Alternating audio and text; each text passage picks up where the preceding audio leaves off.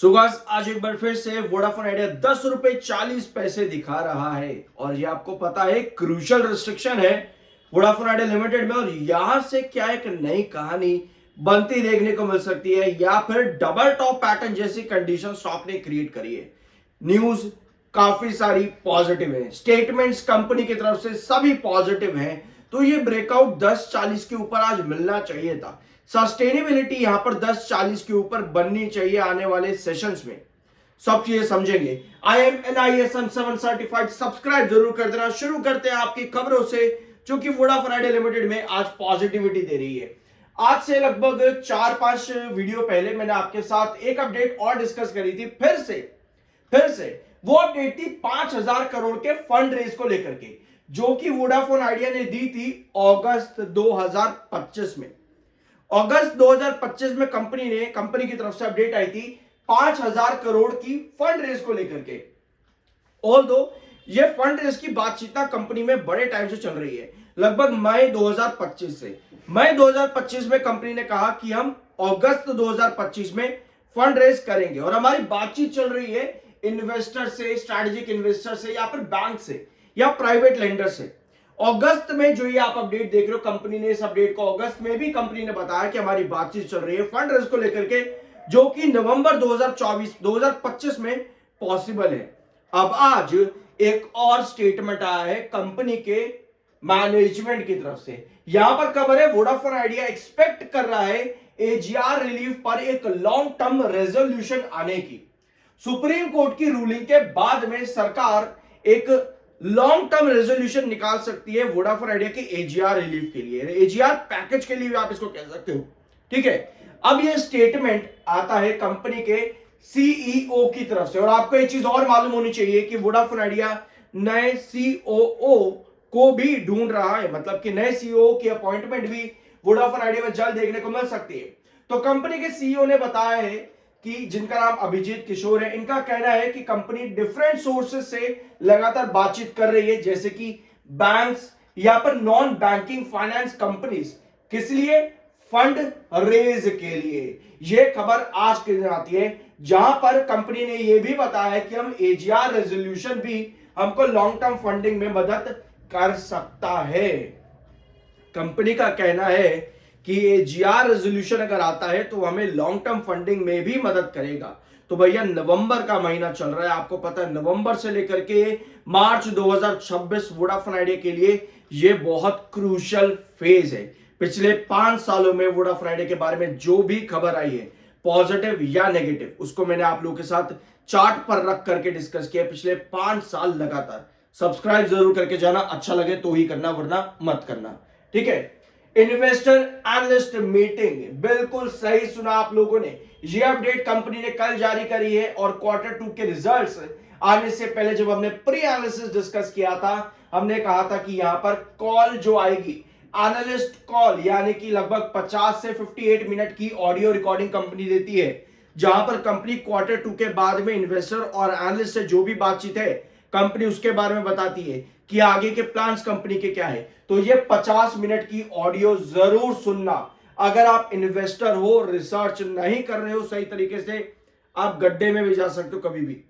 तो हर खबर को सही तरीके से उसका सही एनालिसिस करके ही अच्छे से काम क्या करो। ये 50 मिनट की ऑडियो जरूर सुन लेना, बहुत इंपॉर्टेंट है, आपके लिए ही मदद करेगी। अगर नहीं सुनना चाहते कोई दिक्कत नहीं है, सब्सक्राइब कर देना।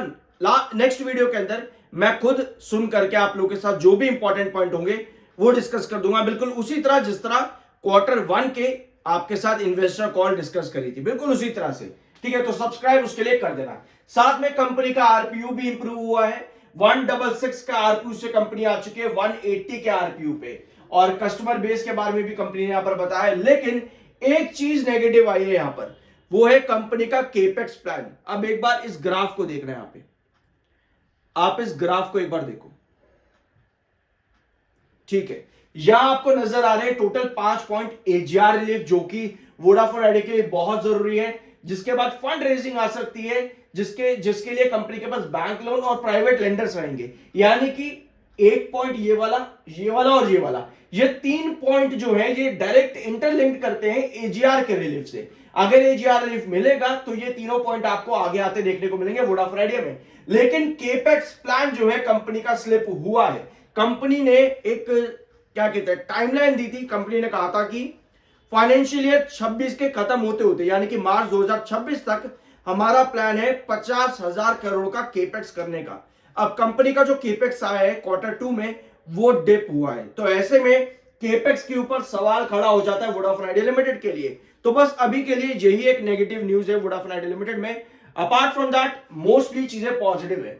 आज 6 करोड़ 12 लाख बायर है और 11 करोड़ 62 लाख सेलर है। और आज के दिन वोडाफोन आइडिया ने पता है क्या किया है? आज के दिन वोडाफोन आइडिया 10:40 पर एक बार फिर से आया है। अगर आप चैनल पर रेगुलर हो पिछले 6-7 या 4-5 महीनों से भी, तो आपको पता है ये आपका क्रूशियल रिस्ट्रिक्शन जोन है और यहां पर आते ही एक कंसोलिडेटेड कैंडल फॉर्म हो गई एक बार फिर से। और अगर आप देखोगे यहां पे डबल टॉप पैटर्न जैसी कंडीशन क्रिएट हो रही है वोडाफोन आइडिया लिमिटेड के लिए।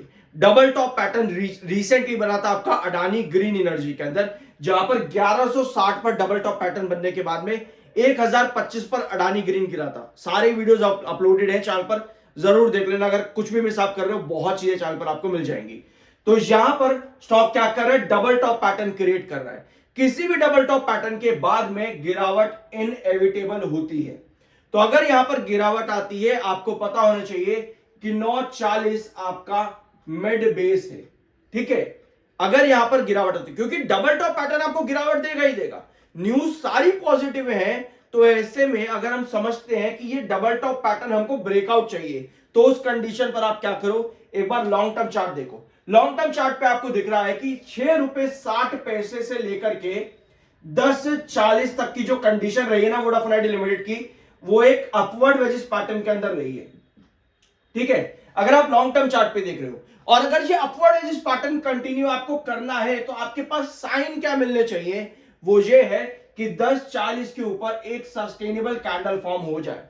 अगर इस तरह की कैंडल फॉर्म होती है, तभी आप यहां पर एंटिसिपेट करते हो कि मैं 10:40 अब पॉजिटिव न्यूज जितनी भी हैं उनके भरोसे ब्रेकआउट करूंगा, क्योंकि ये एक अपवर्ड वेजिस पैटर्न है। पर अगर हम शॉर्ट टर्म में देखते हैं तो ये एक डबल टॉप पैटर्न है।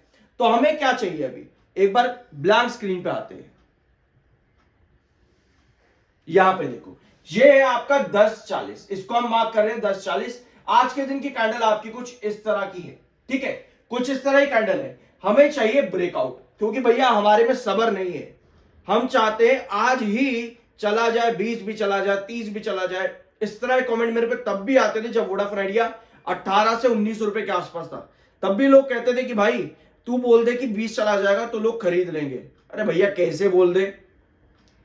तो ऐसी चीजें अपने अंदर तक रखा करो जब तक हो सके। जो चार्ट पर दिख रहा है वही इस चैनल पर मिलेगा, आलतू फालतू कुछ नहीं मिलेगा। तो अगर आपको अपवर्ड वेजिस पैटर्न चाहिए तो उस कंडीशन पर आपकी कैंडल सस्टेनेबल होनी चाहिए। बट आपको पता है शॉर्ट टर्म में डबल टॉप पैटर्न बना रहा है। सो अगर हमारे पास इस तरह की कैंडल आती है ना एक वोडाफोन आइडिया लिमिटेड के अंदर कमिंग सेशन में, तो क्या होगा?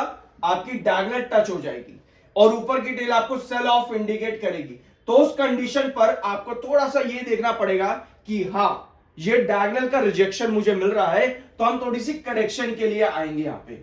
ओवरऑल वोडाफोन आइडिया लिमिटेड के अंदर अभी जितनी भी न्यूज है मेजॉरिटी ऑफ देम पॉजिटिव है, बट कहीं ना कहीं इंतजार चल रहा है कि आपके सरकार की तरफ से कुछ स्टेटमेंट, एटलीस्ट पक्का कॉन्क्रीट स्टेटमेंट आए, तब जाकर के हम ये 10:40 9:40 के ऊपर बड़े बड़े ब्रेकआउट दे। जब तक वो कॉन्क्रीट स्टेटमेंट नहीं आता तब तक जो आपका चार्ट है इसी तरह से चलने की पॉसिबिलिटी है। और 10:40 के बाद जो आपका नेक्स्ट रिस्ट्रिक्शन आता है 11:20 का, ये मैंने आपके साथ पिछले 4-5 वीडियो से डिस्कस कर भी रहा हूं कि 10:40 के बाद आपका नेक्स्ट रिस्ट्रिक्शन आता है 11:40 का, 11:20 का।